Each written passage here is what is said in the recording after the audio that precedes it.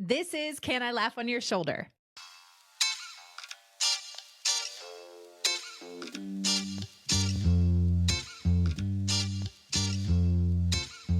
Man, take two. We've already hit record twice, so you know it's going to be a good day. I've been looking forward to this for a very long time. But Melissa, I'm kind of a little on the edge of my seat because she said she has something that she wants to talk to me about. We've just met. We've known each other for 3.5 seconds. And she says that she wants to talk to me. And as an Enneagram 2, somebody saying we need to talk is kind of my worst nightmare. I'm going to give the floor to you, Melissa. I realize I did set it up that way. For the listeners, as soon as we hopped on, never laid eyes on each other, she said, hi. And I go, hi, I need to talk to you about something. I did kind of lay that out kind of scary. But here's what it is. You don't know this, but we have a mutual connection. Okay. And it is Liz Bohannon. So okay, I was going to be on Liz's podcast. And so I wanted to make sure I was studied up. So I started listening to some of her podcast episodes. You were the first one that I listened to. And I have to say, you were a little bit different than most of hers because some of hers are I was about to say, some of hers are real thought leaders. And then there was you. That's not what I meant. No, I actually take that as a great compliment. Is you don't see me as That's not what I meant though, because you were wonderful. You kept my attention, but you weren't as serious as some. You were lighthearted and you were fun. It's a compliment disguised as a horrible thing that I've just said. Okay, but I just enjoyed you so much. That's not even the point. My point is this. You commented and told her, I've been on your show so many times, it's like on Saturday Night Live when they get the 5 Timers Club. Yes. The velvet robe. Okay. I didn't think anybody would know that reference. I love that I got that reference. My Saturday Night Live history, it runs deep. Okay. And so I instantly knew I'm going to like her. I come home and I told David, I was listening to one of Liz's today and she had on this girl, her name was Molly, and David goes, you realize you're going to be on her podcast. That's how small of a world it is. That's the connection. And then I told David, but I'm not sure that she'll like me because she makes her own bread, David. And everything she set a goal for a whole year and she's not going to even buy any tortillas. She's just going to make them. So I'm not sure how you and I are going to hit it off because I firmly believe in buying my bread. My gosh, I'm dying over here. Okay, for so many reasons. One, I cannot wait to tell my husband. Liz had so many thought leaders on, and then there was you. He is going to crack up. He's going to just lose his mind because my husband loves Liz. Back in 2019, I spoke at this conference with Liz and Jessica Honegger in Austin. And it sounds very fancy. It was not very fancy. But my husband came with me. And Liz and my husband immediately became the best of friends. And when I say that they are complete opposites in every way. Really? They're so not similar at all. And yet they just completely hit it off as BFFs. So anyway, my husband is going to really find that hilarious. She had so many thought leaders. And then there was. I have a feeling if you're a comedy girl, you know exactly what I meant. Yes. And then the other thing too, so I'm really glad that you love that 5 Timers Club reference. So I can't remember when I first made this reference on my show because, I've been doing the show for almost 9 years and it was a really long time before I ever had somebody on twice. And the first time I had somebody on twice, I basically was like, this is a monumental occasion. And I am now presenting you with a metaphorical velvet jacket that has a picture of my face on it. And it's the podcast 2 Timers Club. Yeah. It's not exclusive at all. And now it's very easy to get into it. But I have dreams of one day being just, having a ton of disposable income that I could just actually make some velvet jackets. Oh, well, let me tell you, I was recently on Jen Hatmaker's for the Love podcast. And it was my 3rd time, and I'm the only person she's ever had on 3 times. I used the velvet jacket reference, didn't give you any credit, took it all myself. But anyway, right. I used the velvet jacket reference. What we decided was if she has me on a 4th time, we're going to do a 4 Timers jacket because hers is for the love. Her For the Love podcast. So we're going with 4 times. So I would be her first one to get it. and maybe you would be Liz's first one. So look at me and you I mean, being honestly, all kind of skanky and showing up everywhere. fully on board with this plan. Yeah. I mean, I really think that we need to have like a custom. What are those people like? What the people who make clothes? Like, there's A seamstress, a a seamstress, designer. yeah, something like that. I'll have to ask ChatGPT what the word like I'm looking Yeah. for. But yeah, I'm really, Melissa, we're gonna bring this into the stratosphere, and it's Got it. I'm on it. the most coveted piece. We're gonna end up on the cover of Vogue. It's gonna be the next big thing. The next big thing with Melissa and Molly. Ooh, that's a good podcast title if we ever decide to do a podcast together. The next big thing. I'm just saying the eminent. It's a very like the alliteration. It's working. It's working. Well, I just want to say the suspense was worth it. Thank you so much for that. You're very welcome. I really will treasure that and my life. Well, obviously, we just jumped right into the deep end. But I have to have you do what all my guests do, and that is give us Melissa 101. So Okay. that's the who you are, the what you do, and the how you got to where you are today. And then we're just going to dive in and have a conversation. It's going to be real fun. Okay. The Melissa 101. Oh my goodness. Well, about 8 years ago, I guess, I had a video on Facebook go completely viral. As of today, it's had about 150 million views. Wow. And that was back in the day when algorithms were working in our favor. And yeah, it really opened up a door for me to use my voice in a way that I had been called, I feel like, since I was 9 years old to do. I had felt a calling on my life to serve people and use my voice in any way possible that God saw fit. And he saw fit to do it through social media. And so I started making videos and people began to see me as a comic, which was totally fine with me. But I knew I had a lot more to say than just jokes and bits all day long. Eventually, I was contacted from a literary agent and I put out a memoir about 6 years ago called Eat Cake, Be Brave. And that launched a television show that came to USA Network called The Radkes, a reality television show. And that led to public speaking around all over the earth. And so that's really what I am today. I am a comedian, a clean one. And I, travel and speak. I write books. I make videos online. And when I'm not traveling, I'm at home leading worship at my church.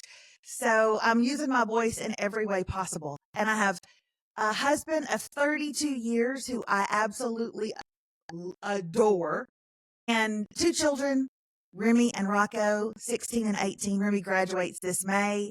My life is full, and that's 101 in a nutshell. That's my elevator pitch. I love it. I love it. Well, I gotta say, you don't look old enough to have been married 32 years. So I know.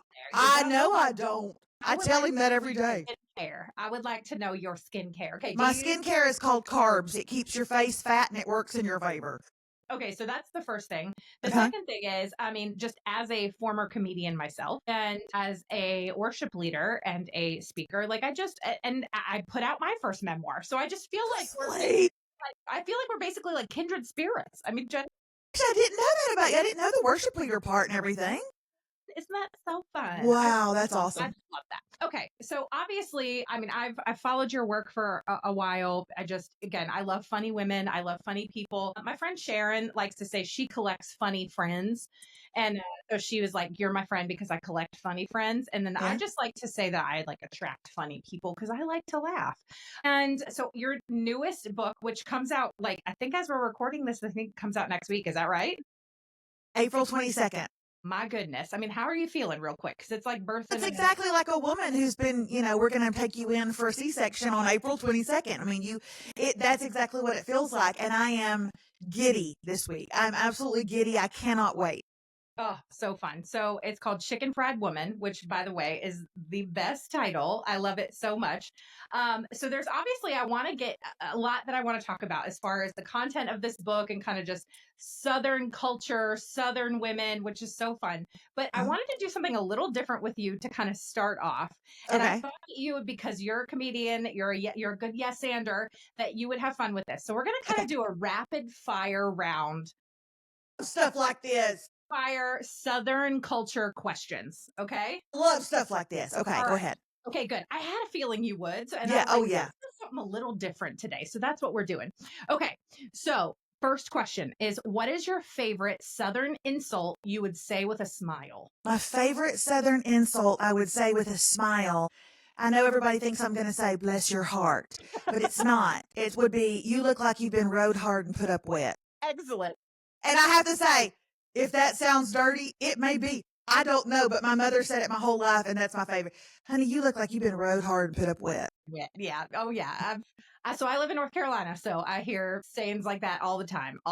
It's really funny because like my husband is like, so my husband went to UNC Chapel Hill, and like the fight song is, like I'm a Tar Heel born, I'm a Tar Heel bred, and when I die, I'll be Tar Heel dead.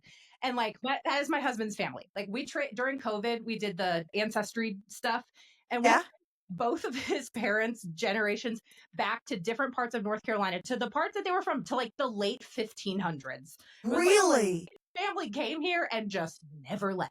But his family has some really funny, like Southern sayings. And I'm like, where is that from? Like, when it was about to rain, his grandfather would always say, it's about to frizzle up and skeet. Like, I'm like, what does that mean? I don't know. But, anyway. Okay. So, second question. Finish this sentence. A Southern woman never forgets a lipstick.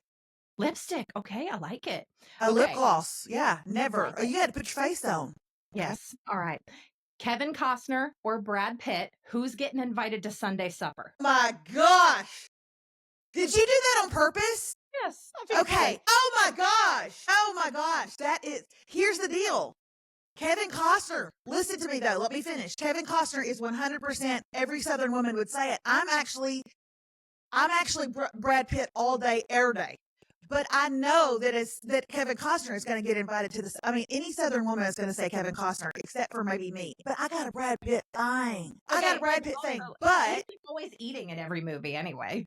But I would just like to say, in my very first book, Eat Cake Be Brave, there's a story in there about how I was so naive and I was so tenderhearted, and I was just like a little girl that they just unwrapped a little bubble and let me out of it when I went to college. And I went to college, and that's when The Bodyguard came out with Kevin Costner, and I watched it 3 times, and I came back to the cafeteria and I said to my friends, I don't know what was going on. Like the whole time I'm watching it, I feel funny. I just feel real funny. And I said, I feel funny, like from my waist down. And they said, baby, you're horny. That's what that is. And I was like, oh, we don't talk like that. But they're like, that's what that is. So that was my first experience with Kevin Costner, but I'd prefer Brad Pitt, but Kev's gonna come. My goodness. That's a tough one. Yeah. Fantastic. Okay. What is the correct emotional response to someone bringing store-bought potato salad to a funeral? Well, the correct emotional response, the etiquette is to say absolutely nothing until you get around your women. And then you say, can y'all believe what she just brought? That's just like her. It's just like her to do that. Y'all, she's going to bring store-bought to her own funeral. I mean, the correct emotional response is to say nothing at all till you get around your people. Then you rip them to shreds. Fantastic. Okay. What is a Southern food that's sacred enough to split a church over? Fried chicken. Every time. Every time. Every single time. I will fight a woman. I will take off my earrings for how you make your fried chicken. Yeah. So good. Okay. Which famous crime in history would your granny have accidentally solved by eavesdropping? You're my new favorite person. You need to call me every 5 minutes, Molly. I'm happy to do that. My gosh. My granny and my mama they had feelings for days on the murder that happened with the woman, Candy Montgomery. Who, do you know this? Jessica Biel just played her. Jessica Biel just played her in a Hulu special called Candy.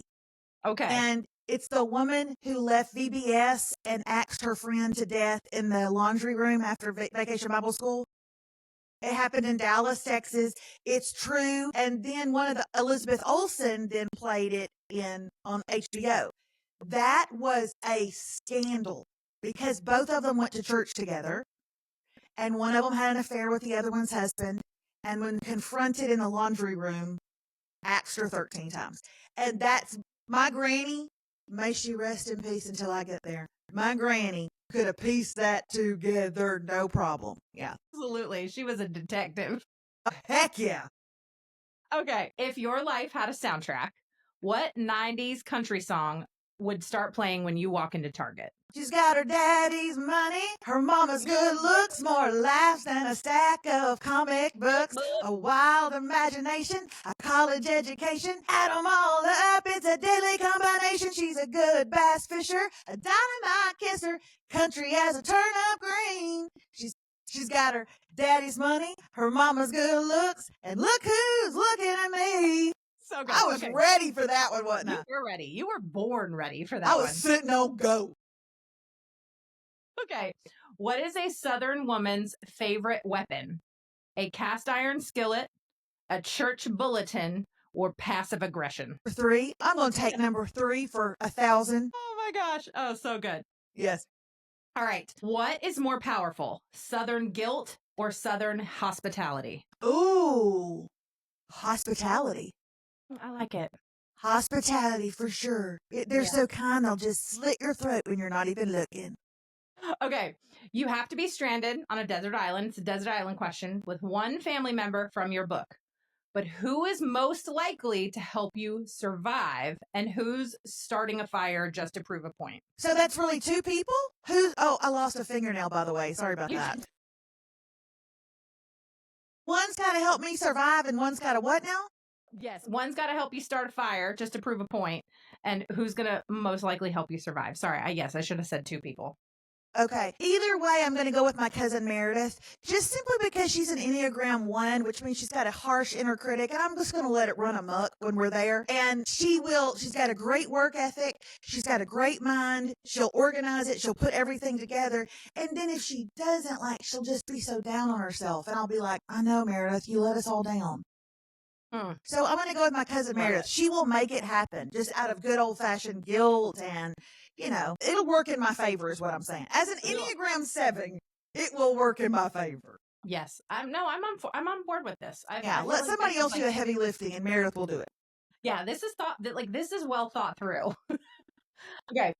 All right. I have 2 more. Okay. Second to last one is what 3 things does a chicken fried woman always have to have in her purse no matter what? Well, I'm going to go back with the lip gloss. That's a biggie for us. That's a biggie for us. Yes. I always reference the fact that my mother told me when I was a teenager, Melissa, some girls don't have to wear makeup.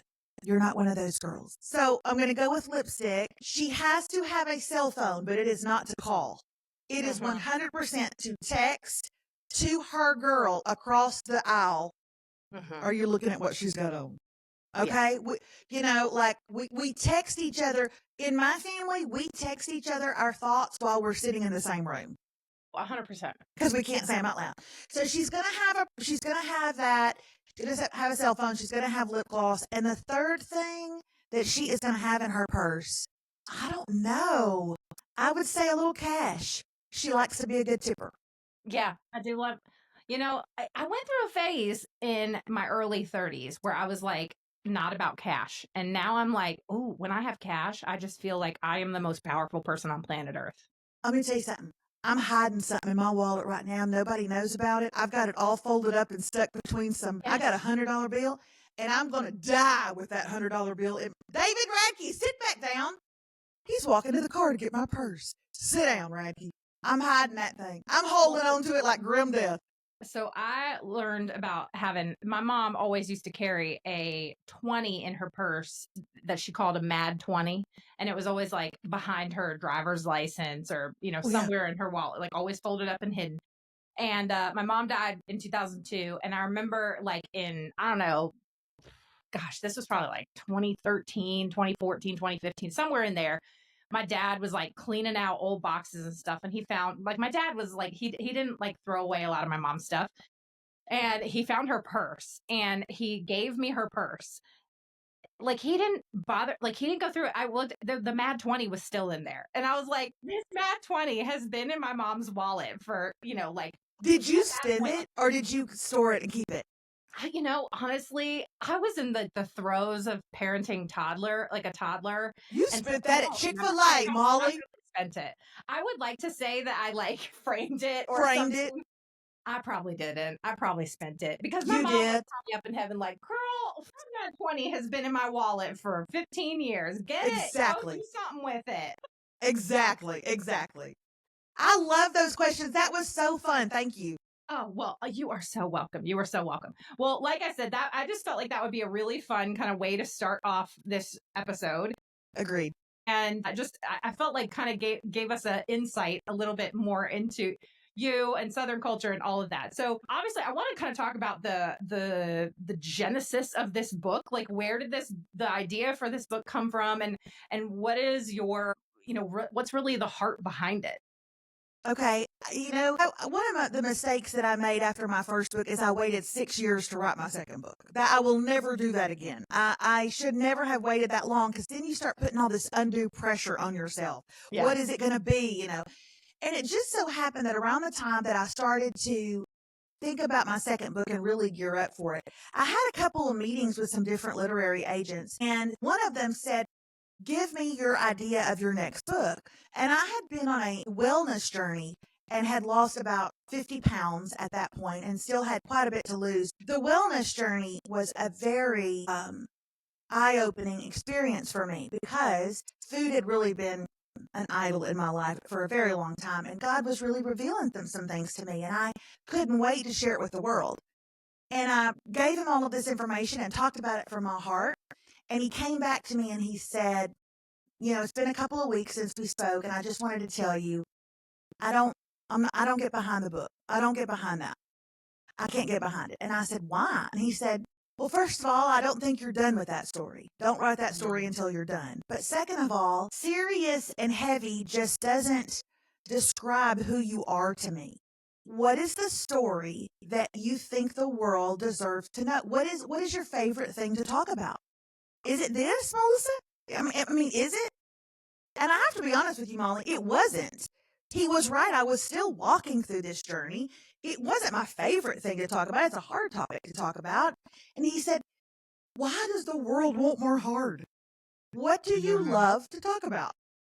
And I thought to myself, when I get together, when David and I go on vacation with our couple friends, what is it I'm always talking about?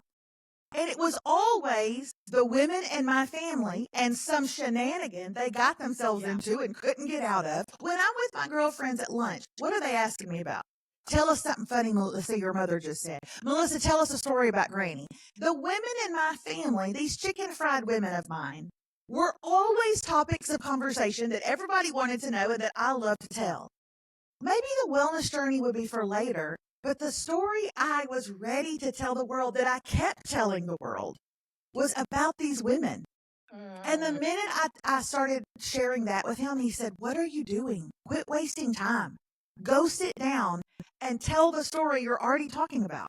And it was them. It was always them. I know that everybody, or most, have girlfriend groups. You have these groups. It's the groups that the girlfriends you met in college, or it's the girlfriends you grew up with, or it's your college roommate. And a lot of times we call ourselves Thelma and Louise, or we call ourselves the Steel Magnolias, The women in my family, I have called them chicken fried women for a long time. And the reason is because they're a little battered on the outside. Within our group of chicken fried women, within this family, we've seen addiction, rehab, cancer, remission, cancer again, divorce. We've buried husbands. We've buried children.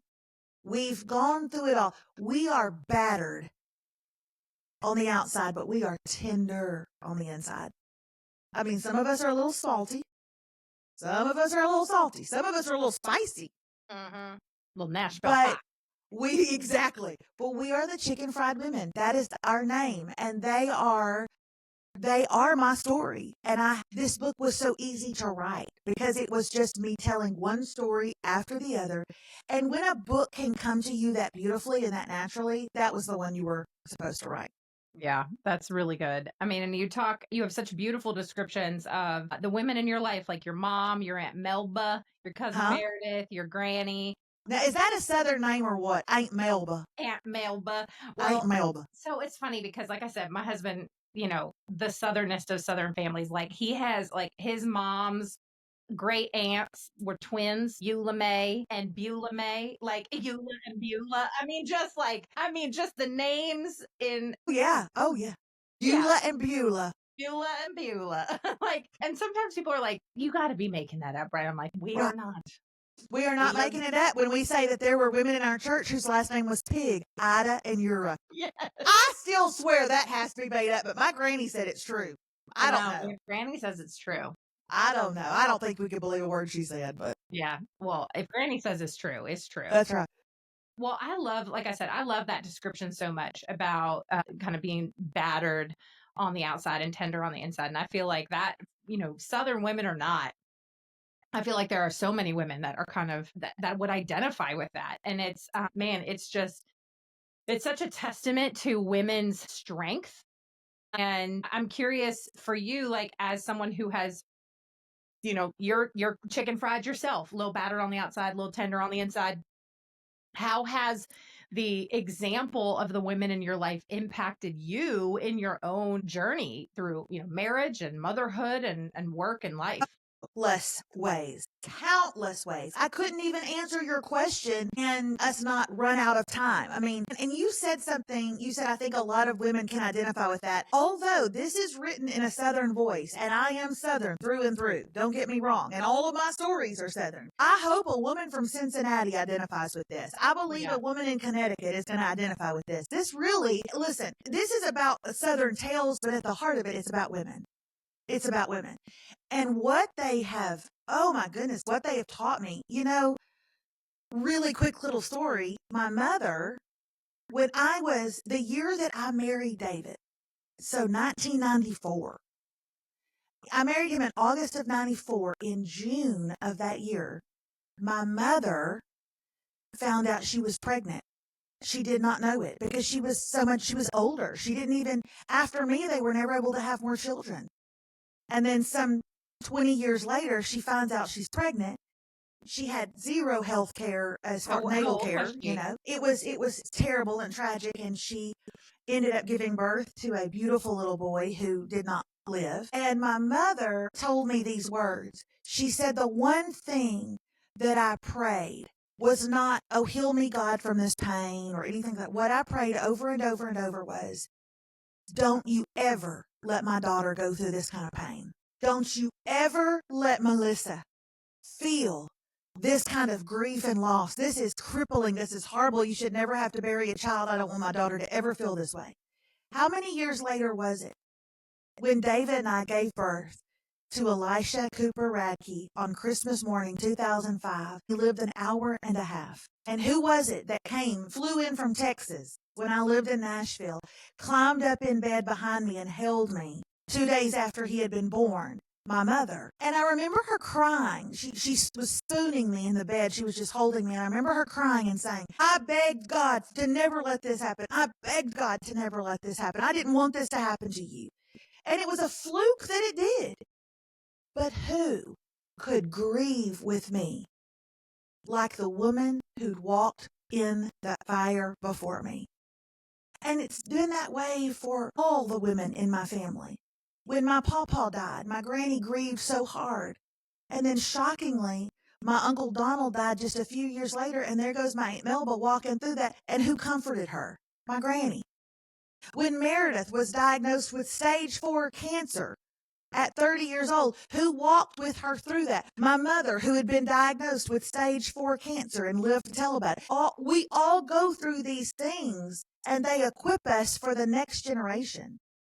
My mother's pain that she never wanted me to feel became the testimony that I had to hear. I mean, that's just how it works for us. So I am who I am today because of the battered things that they've walked through before me. So that's who I am. For better or for worse, they made me. And that's what I mean when I write that. The subtitle of this book is Chicken Fried Women, Friendship, Kinship, and the Women That Made Us This Way. I am who I am today because of those kind of women in my life. They helped me. They raised me. They strengthened me. They prayed over me. They told me that cankles run in the family. Deal with it. I mean, that's who I am because of them. Man, I don't think I will ever be able to articulate how much I needed to hear that. So if anything, that little bit right there was just for me. So Well, good. I'm so glad. So thank you for that. Okay. Let me just gather myself for a second. Okay. Well, I want to talk about your mom a little bit, obviously, because she just, I loved what you just shared about her, and just, man, what an incredible woman. But I Well, want to tell me, talk first about, of all, I know this is you're interviewing me, but let me ask, why did that, because here's the deal. Your listeners are not listening today because of me. They are listening because they religiously love you and listen every week. I just happen to be the special guest. So let me just turn the tables for a second. Why did that mean something to you? having gone through my own child loss, that just, and not having my mom with me, I think about that a lot. Yeah, I lost 2 boys in 2018 in the second trimester. And I lost my mom when I was a senior in high school. And, when I lost her, like, I was just in such a, I write about this in my book, but, I was just such a, naive. I didn't know Jesus. I was a hot mess. And I just, kind of shut myself into like a cage, really, and just didn't allow myself to feel emotions. I came to know Jesus in 2010, and I gave birth to my beautiful daughter in 2013, and then a son in 2016, and then my husband and I, we always wanted a lot of kids, and um, I got pregnant in 2018, and was everything was great, everything was fine and normal, and then it wasn't. And in that grief of losing and cremating a baby is it's just a grief that I have a hard time even to this day really describing. And it was the first thing. I'd never been to therapy before, even after losing my mom, and losing a child sent me to therapy. Oh, yeah. Oh, yeah. And then I got pregnant again, unplanned, almost right away. And I was just, I was in a state of being completely, utterly, and totally terrified. And I kept thinking to myself, like, God, you wouldn't make me go through this again, would you? And I prayed and I prayed, and I didn't get the answer to the prayer that I wanted, because it happened again. And I remember, there were so many times, like, my husband was just such a firm foundation for me during that. And God was too. And I wasn't angry at God. I had a lot of questions for him, as far as, like, why would he do that? Why, and I think it was just a lot of it. I was spiritually immature still. Mhm. And in the end, like, that experience is what grew my faith more than ever. And my relationship with God is what it is today because I went through that. But there were so many times during that experience where all I wanted to do was pick up the phone and call my mom. It was the only thing I wanted to do. And it was just, there's just no substitute for that. I love my mother-in-law. There are so many amazing older women in my church who are kind of mother figures, but that relationship between a mother and a daughter just never, it's not replaceable. And so I'm just hearing how your mom just held you during that. Like, it just was, it was just a really sweet moment. And I know that, like, I didn't get that, but in a lot of ways, like, it's just a reminder of the reality is like, that experience is, oh, God didn't answer my prayer in the way that I wanted. I've been able to then go and share with other women who have lost children, and be able to, share my story and share the story of my boys, Elijah and Malachi. Wow. And so anyway, that's kind of, there's obviously more to it, but that's the gist of it. Yeah. Well, and here's the thing. I didn't want women to read this book and feel, I didn't want the subtitle to be Kinship and the Women Who Made Us This Way. Yeah. Because not everybody has kin. Yeah. Not everybody has aunts and grandmothers. Not everybody was raised with a mother. So I put friendship and kinship and the women who made us this way. Because whether we are born into it or not, we can create community around us. And that is so important. And as I'm listening to you talk, I don't understand. I don't understand. For me, it actually was kind of a beautiful full circle moment that my mother could be that it would be her testimony that would walk me through this. I don't understand why it wasn't for you. And I wonder, will there be a daughter-in-law someday? Will there be a granddaughter someday that you you have to be that for. I don't know. And we won't understand until we get to heaven. And then we probably won't even care. Right. Yeah. But what I really didn't want was women to read this book and be like, oh, but look at all the family she has. No, look at all the community that I have created as well, that we can have around us to hold our arms up, right? When we can't hold them up anymore. And I don't understand why stories like that happen. Molly, I don't. Yeah. Yeah. And I think it's okay to say that. I think if you ever follow anybody or read somebody's work and they do have all the answers, like run, because I don't, but God does. Yeah. Yeah. And I mean, I relate to that too, like, I mean, my dad's still around and he's married to a wonderful woman and, my sister lives an hour away. But other than that, like, I mean, I don't really have a ton of family around. Like my mom's side of the family, that's a whole nother drama for another day. Like I don't have any relationship with any of my mom's side of the family and my dad's side of the family is all kind of spread out all over the country. So it's pretty rare that we all see each other. I mean, although I love my cousins and whatnot, we try to text pretty regularly, but I mean, they're literally like from, New York to Vermont to Montana and California and Washington State. So like they're all over. And I mean, I'm in here in North Carolina. In a lot of ways, like my church family, my friends, I have I call my sisters from another misters, just that in a lot of ways that chosen family, it doesn't replace your blood family, but it is such a needed sense of community. Yeah. And I mean, when we experience those losses, like, I don't know what I would have done without the people in my life who, showed up on my doorstep with bags from Trader Joe's with all their favorite snacks and casseroles. The casseroles. Yeah. Yeah. So, I mean, I don't know what I would have done without that. And so I really think that there is something really special about that and really powerful. And so it's just, you're right. It is such an important lesson for women to know that, like, if you don't have that relationship with your, your blood kin, that there is like, it takes work. Like relationships take work, friendships take work, community takes work.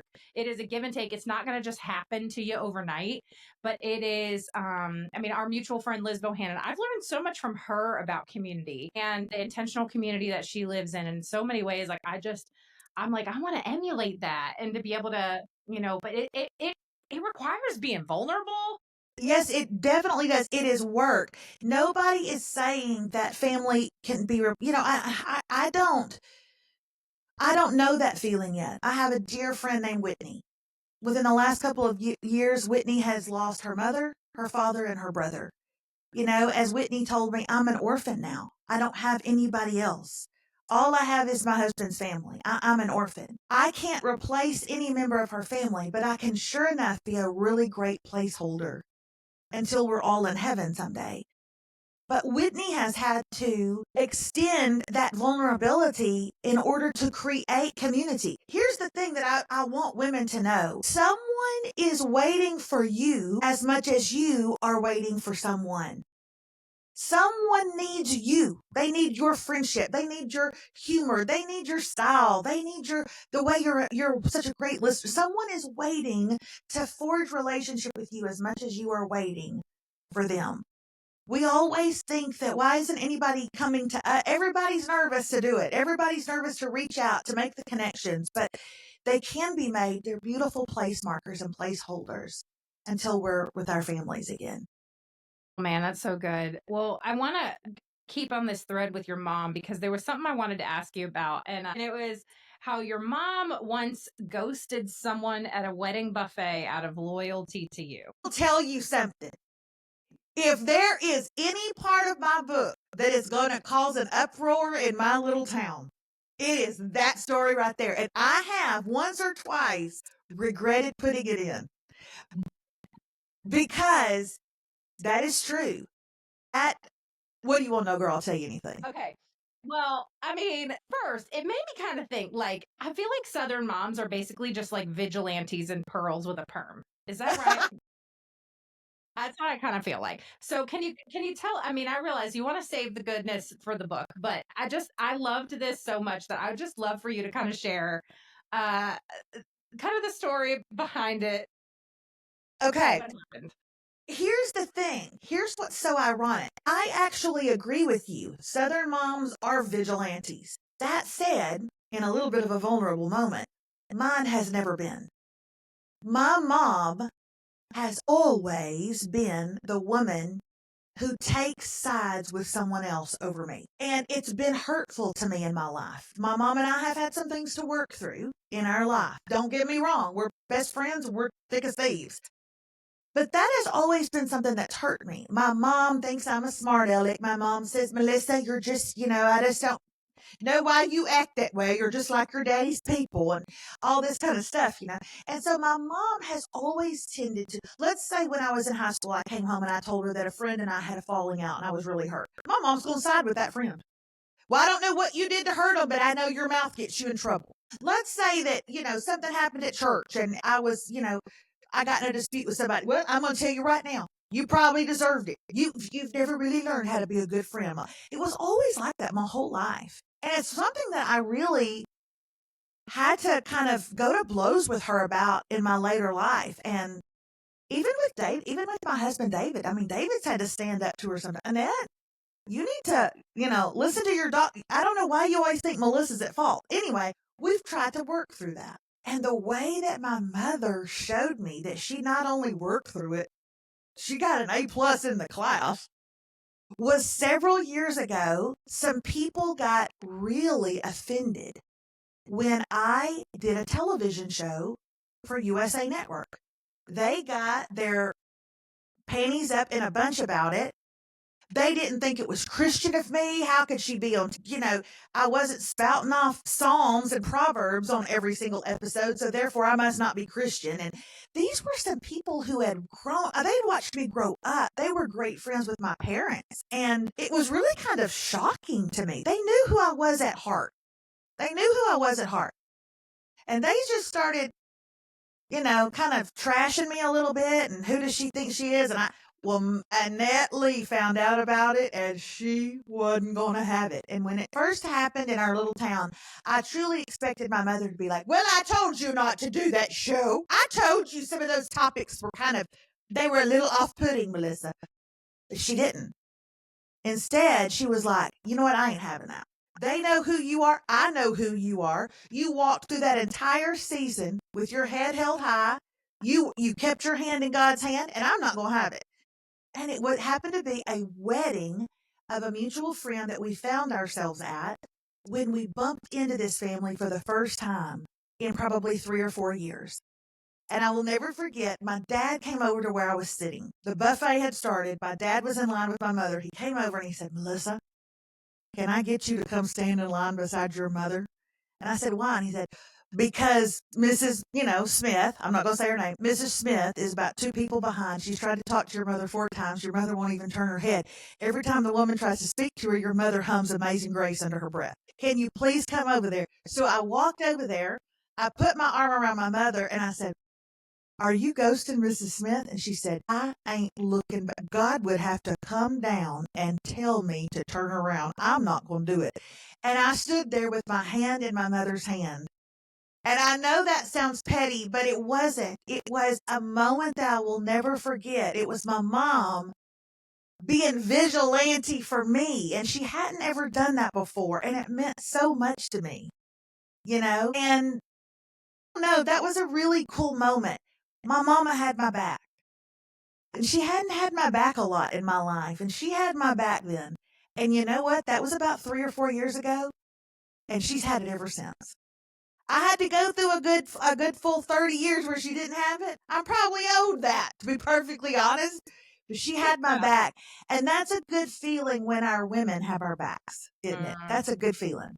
Yeah. Oh, that's so good. Yeah. I saw this, I don't know, it's probably Instagram reel. I'm not on TikTok because I feel old and so I just can't get on TikTok. But I saw this reel the other day and it was like one of those like moms when their tween daughter comes home with, filling in the tea, the 5th grade tea. And it was like, and we're ready to ride at dawn over Jessica from art class. And I was like, yes, like that's me. Is every time my daughter comes home with the latest 5th grade drama and all the girls that are mean to her. And I'm just like, who is that? I will show up to her house. What's her mother's email address? Because I'm not confrontational and I don't want to do it in person, but I could put it in an email. Yeah. That's me. And oh, for sure.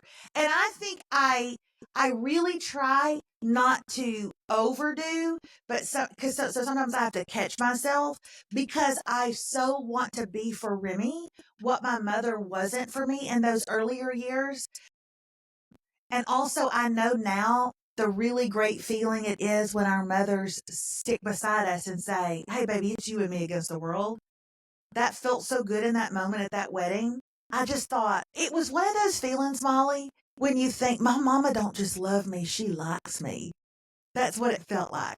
You know, look at me and my mama in this line, and bitter Betty's back there trying to talk to us, and we're not going to turn around. And my mama, she don't just love me, my mama likes me. And so I really try to do that with Remy too. I try to make sure I'm doing that with her. That's so good. Well, that actually is the perfect segue into, I would love to have you on this podcast for like 3 hours. Well, I'm gonna have to have you on again so you can get your velvet jacket anyway. Okay, I'll do it. But what are you doing tomorrow? I'm just kidding. But I did want to talk to you about your last chapter because it is kind of like a love letter to your daughter. And you kind of mentioned your relationship with your daughter. And I'm curious, like, as you've shared kind of the legacy that the other women in your life have had on you, how do you hope Remy remembers you, and how the women that have impacted your life, how in turn you're hoping to kind of pass that torch to, the next generation of women in your family? It's very important to me that Remy hear me talk about the women, the chicken fried women, with love and respect, with honor. It's easy in a family sometimes, isn't it? To talk about our crazy cousins and talk about our aunts who's been married 4 times or whatever the case may be. Talk about our family like they're crazy. But these women, they have stories, they have legacies, they have testimonies of the faithfulness and the goodness of God. Yes, their roast is incredibly dry. And they have a chin hair that they say they've plucked, but they haven't. It's still there. Yes, they are imperfect in so many ways. But it is important to me that Remy hear me talk about them with honor. Because there will come a day when Remy will become battered. Right now, life has been served up to her on a silver platter. Her daddy's made sure of it. But there will come a day when she has to face the real world. And I want her to remember how strong women do it. I want her to remember how they do it, not always with grace, but always with God. I want her to remember how they speak life over their situations, how they love their people well, how they're faithful, even in the midst of hurricane season. I want her to remember those things. And if all I do is just begrudge them, because once again, we sent out a list for Thanksgiving and they signed up to only bring the drinks, which is the kind of thing that makes us really mad. You can cook, so you need to cook something. I still want to talk about them with love and respect and honor, because their stories are getting me through. So therefore, their stories will get her through. But not if they don't love her. T.D. Jakes used this analogy one day in a message. He said, some of you have these wayward teenagers, and you want them to rush down to the altar, and you want me to pray for them. You want the pastor to pray for them. But you talk about me at home like I'm a dog. You talk about me terrible. You talk about your pastor and your leadership terrible, and then you wonder why they don't want to race to the front and have me pray for them. That's how I feel about my family. I want Remy to love them and respect them. Their survival, their batteredness and their tenderness, their fight is what's going to get her through. So it's important that she knows the story of them. I hope this book, I hope that she reads it someday and she learns what came before her. Man, Melissa, that's so good. Well, I want to just close out with one of my favorite quotes of your granny from your book. And it's, you can have guns or you can have whiskey, but only an idiot has both. And I laughed at that so much. That is on the heels of me saying, hey, I'm going to speak this weekend at a marriage event, but it's like for newlyweds or something. You were married for 60 years. You have any advice? I thought she was going to say, don't ever let the sun go down on your wrath. Oh, no. You can have guns in your home, Melissa, or you can have whiskey, but only an idiot's going to have both. And I thought, that is actually really great wisdom to have. Oh my gosh. Well, by the time this is airing, your book is out in the world. So everybody, please go get Chicken Fried Women. Melissa, how can people follow you, connect with you, find all of the things on They can find me on internet? Instagram, of course. They can find me on Facebook and on TikTok. And of course, you can go to my website, melissaradke.com. I'm up in my little bubble stories on Instagram every day, and you can hang out with me there. And I would love for them to come and follow me and be a part to buy this book. And I would love for them to buy it for 4 people and give it for Mother's Day gifts. I think it'd be a great Mother's Day gift. Yes, so good. Melissa, this has been so much fun. Thank you for being here. Are you kidding me? I'd be here again in a heartbeat. Thank you for having me.